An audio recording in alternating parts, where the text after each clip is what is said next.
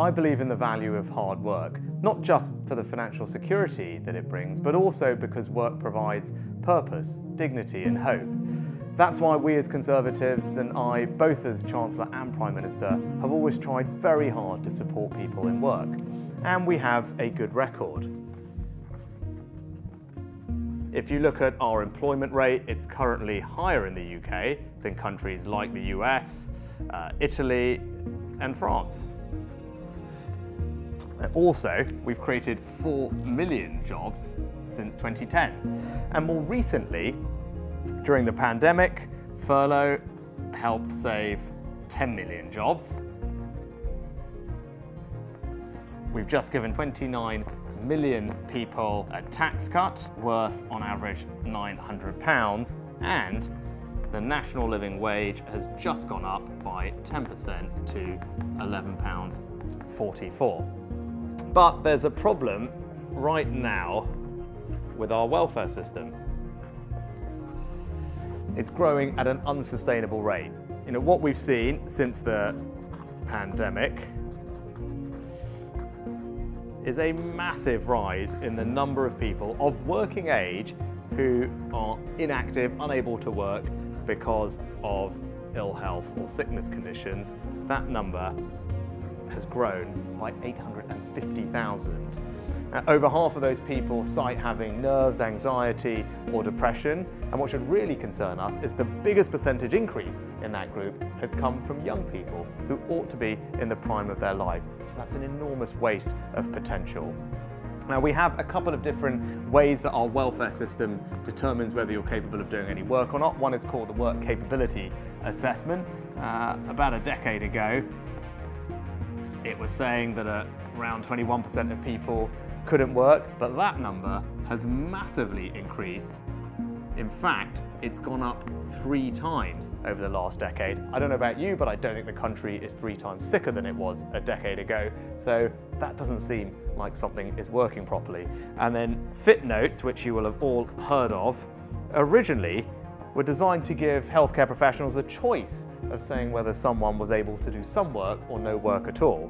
Well, out of the 11 million or so that were issued last year, what we find is that actually 94% of them said that the person was too sick to do any work whatsoever. Well, what does all of that mean? Well, what it means is the amount we spend on welfare of people of working age with a disability, ill health or sickness condition has gone up a lot. In fact,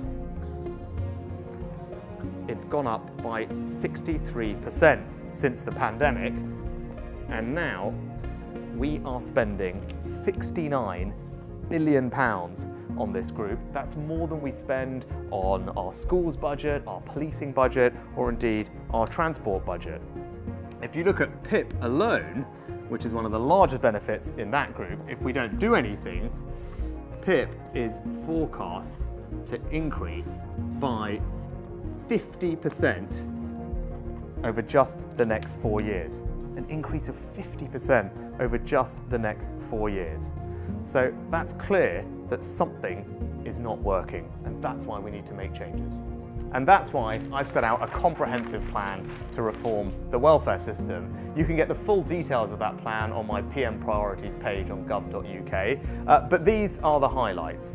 First, welfare should always be a safety net and not a lifestyle choice.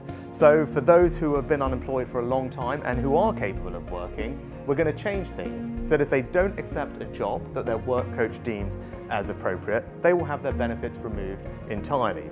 Second, we've talked about these tests in our welfare system that deem whether someone's eligible to work. We're going to change those too. When it comes to fit notes, we're going to see if other healthcare professionals can do those. That will remove pressure from GPs and also not put them in a difficult position vis-a-vis their patient relationships. The work capability assessment that I talked about, we're going to change that so that for those with less severe mental health conditions, of course they should get the treatment and the support they need, but they should also be expected to engage with the world of work, not least if you believe, like I do, that work can be good for people's well-being. Third, we're going to put work at the heart of welfare. That means completing the rollout of universal credit that provides lots of support for people to enter the world of work, but also inject fairness into the system, so that if someone is working less than a half-time or half of a full-time working week, they will be expected to look for more work in order to continue receiving their benefits. Next, we're going to reform PIP so that it gets the right support to those who really need it. We're going to look at the tests, the eligibilities, so that we are less reliant on unverifiable claims that people make and use more objective, rigorous methods, including providing clinical evidence of people's conditions, but also make sure that PIP is really working properly for those who have mental health conditions. Lastly, we're going to crack down on fraud and give DWP similar powers to what HMRC has, so that we can treat welfare fraudsters just as we treat tax fraudsters and properly go after them. So that's our comprehensive plan. What's the alternative? What would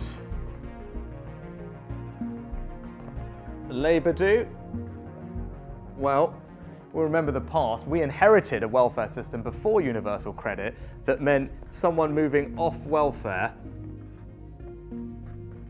into work could lose up to £9 in every 10 that they earned, which is no way to support people. But also remember that no Labour government has ever left office with unemployment lower than it started. So that's what we get. Now, we all know that Keir Starmer simply has no plan to reform the welfare system to get people off benefits and into work. And what does that mean? That means higher welfare bills,